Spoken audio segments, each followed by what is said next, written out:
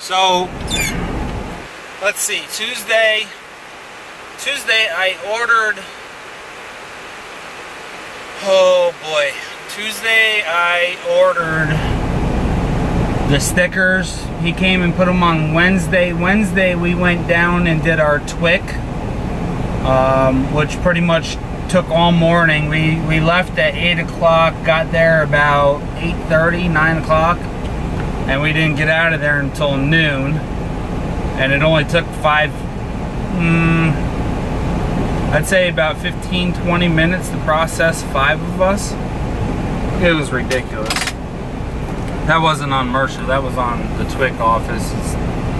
They said they tried to make appointments for, driver 1 through 3 or something like that. They wouldn't do it, so it's you gotta wait until the appointments are done, and then they take us at the very end.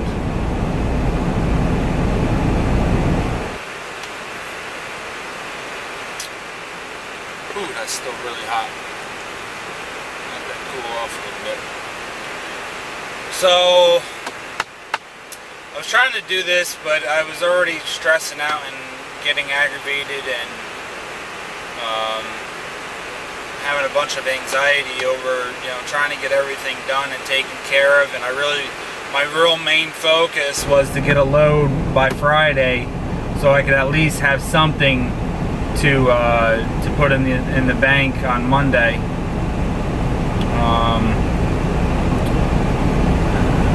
Wednesday we finished everything up there, went and got the stickers put on. I had to run around and do some paperwork.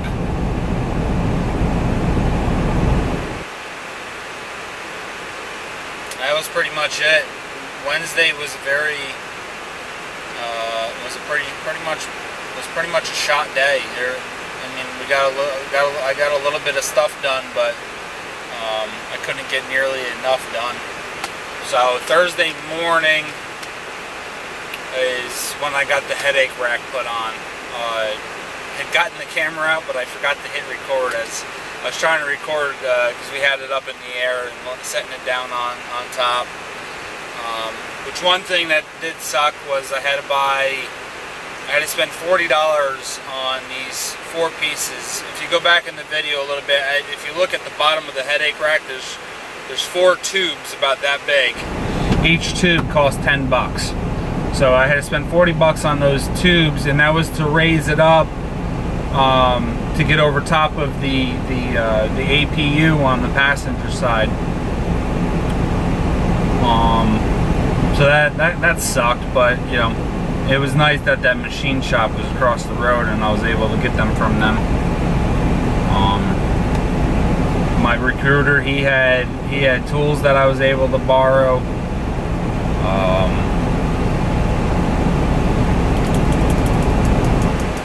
Wednesday, me and another driver, we went down. We had to make measurements of the truck. We had to measure the wheelbase. We had to measure front to back. We had to measure between each axle group, the height of the trailer in the 3 points. So we got that done on Wednesday also. Let's see.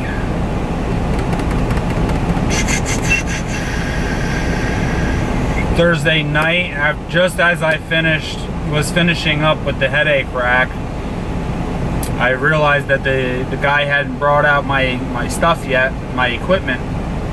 I was just concentrating on bolting that headache rack down. So I ran inside real quick, and like 5 minutes before they left, and he ran everything out, brought out my timbers, the chains and the binders that I paid for.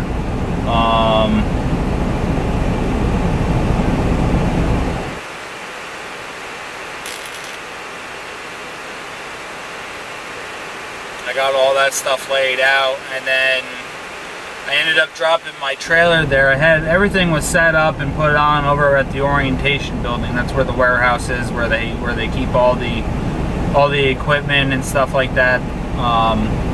So I ended up having to drop my trailer because I was trying to figure out the airlines, and I had no clue what I was going to do. I was panicking over it.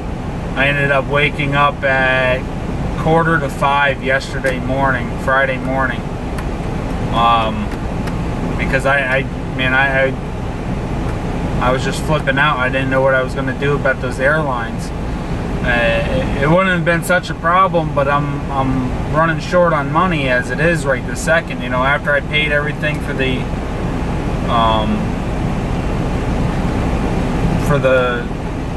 tools, the chains, the binders, the straps. After I paid for all that, I didn't have but $120 left on me. And I'm still waiting for my money to come from my maintenance account, which is a good $3,500, which won't be here until next week. So I was just going crazy trying to figure out a way to get everything done without having to spend a bunch of money. And all the drivers there, I mean, they were cool.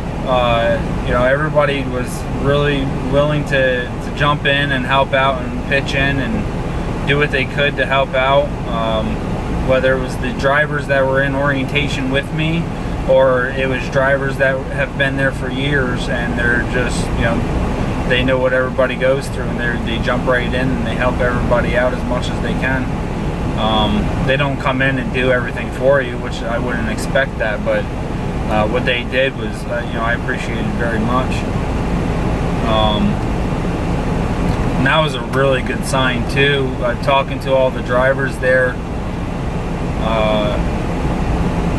I had a couple drivers, yeah, I've been here for a couple months, but the majority of the drivers that I talked to, you know, they've been there 4 years, 6 years, 7 years, 14 years.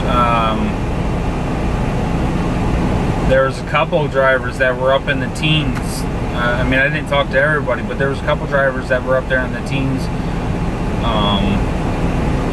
The one driver I talked to that was there for 14 years, he was actually there for 7 years.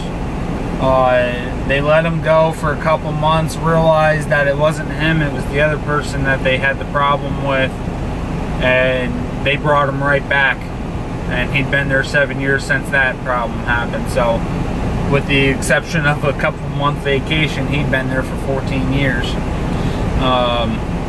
But you know, all I seen was longevity, just, you know, drivers that had been there for years.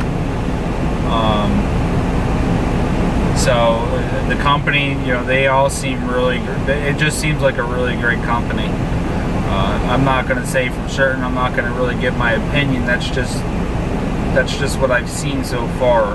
You know, I don't know how they're actually going to treat me, or you know, how things are going to go with me.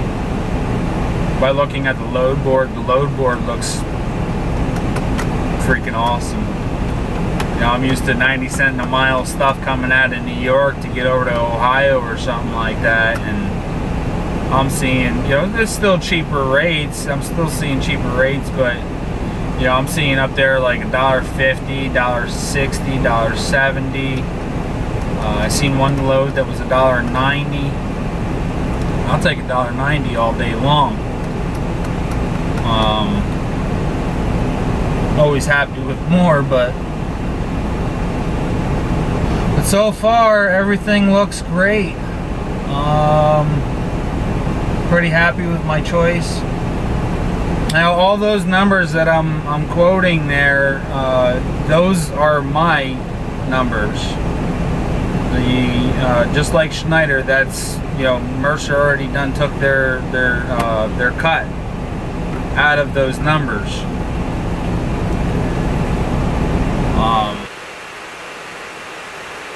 You know, same thing with Schneider. Schneider already took their cut out of those numbers. You know, where I was seeing 90 cents a mile, you know, maybe $1.05 a mile. But you're also comparing apples to oranges, you know, flatbed and dry van. But it's still nice to see that higher rate coming out of the Northeast. And it doesn't look like you know, they got plenty of freight to spare, so I shouldn't have a problem getting just about anywhere I want. Other than that, that's about it. We got all the equipment put away. I gotta go buy some more equipment as I go. I'm using JJ Keller for my logbook system, my ELD, ELOD, electronic onboard log device.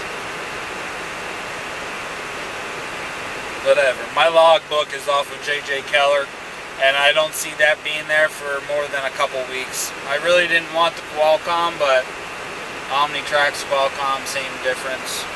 But JJ Keller, that thing's just, I'm not a big fan of it already. So I'm gonna be going back in a week or two to pick that up. The big difference between that is JJ Keller is 100% free. I don't have to pay anything for it.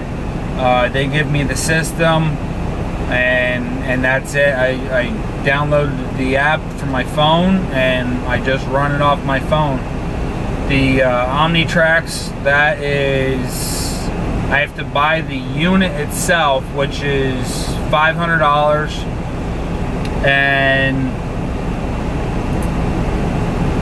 it costs $45 a month for the service, which comes with DriveWise and GPS, which I don't care about the GPS, but it comes with DriveWise for $45 a month. And as much as I'd rather stick with cheap, I'm not that cheap, and this system will piss me off more than spending $45 a month. So I'm probably gonna play with this for probably about 2 weeks, and then in 2 weeks I should have the 500, so I'll go show back up in Louisville, give them back this system, and switch over to the Omnitracks. So everything, overall, everything was pretty overwhelming. They have a lot of parking there, right there in downtown Louisville. They have a huge building for the driver's lounge. It's got a full-size kitchen, a couple vending machines, a TV as soon as you walk in the door. It's got a little office with a woman that helps you out through the week. I guess she tells you if you need to do anything. She'll look you up on the computer and let you know if you need to do anything.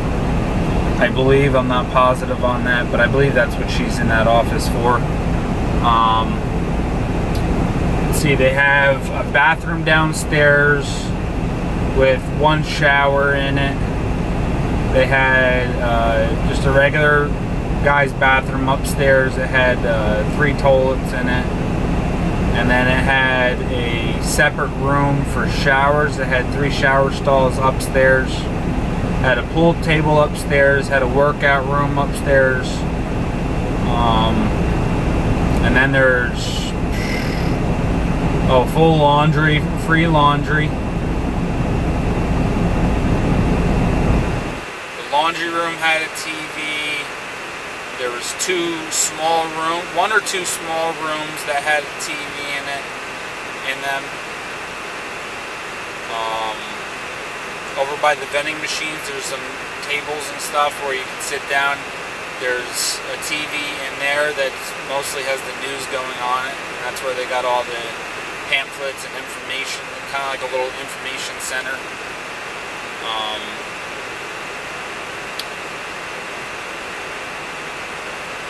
When you get to the top of the stairs, there's another little corner that has a TV in it with some couches and stuff.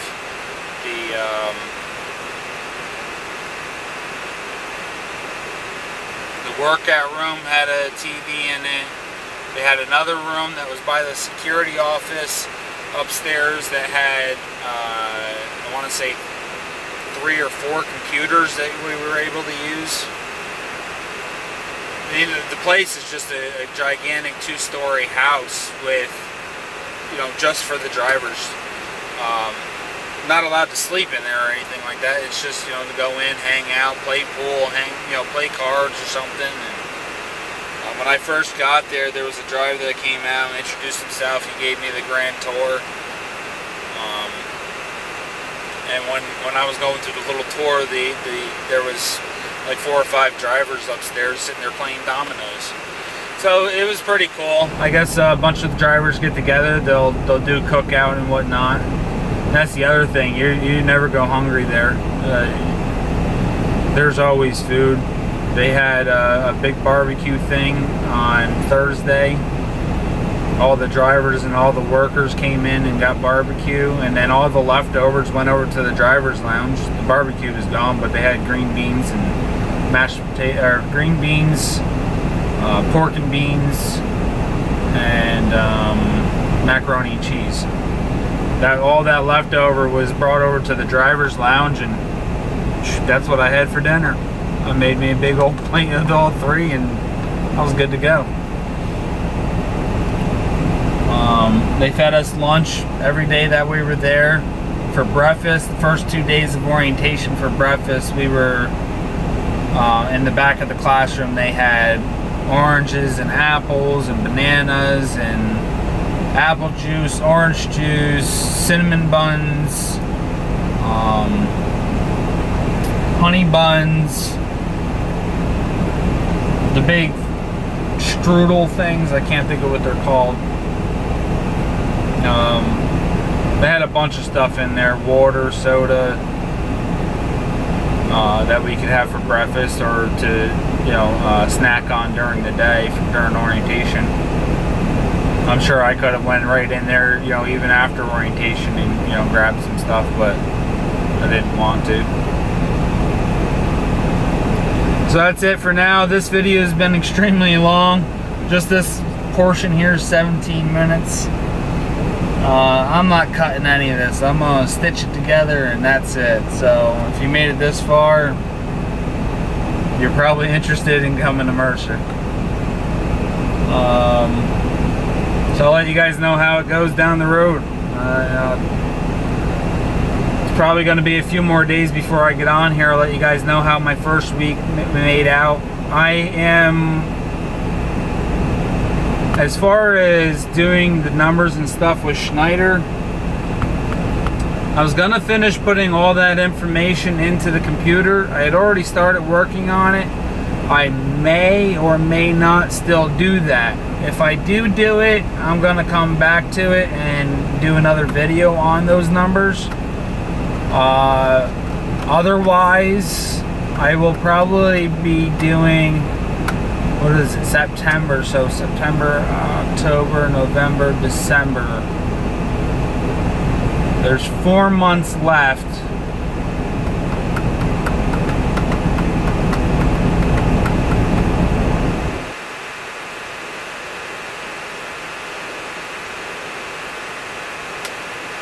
So I'll probably just do my last quarter of 2017 for Mercer. I'll give my first month in, get September in, and then I can do October, November, and December, and do the last quarter. I'm going to have all those numbers in there, but that's probably what I'm going to put in the system, which I'm actually going to get working on later this afternoon for my very first trip, getting that punched into there.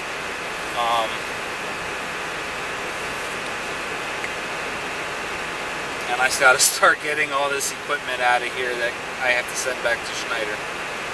So that's it. I hope you guys enjoyed the video. Please subscribe, and we'll catch you later. Stay safe.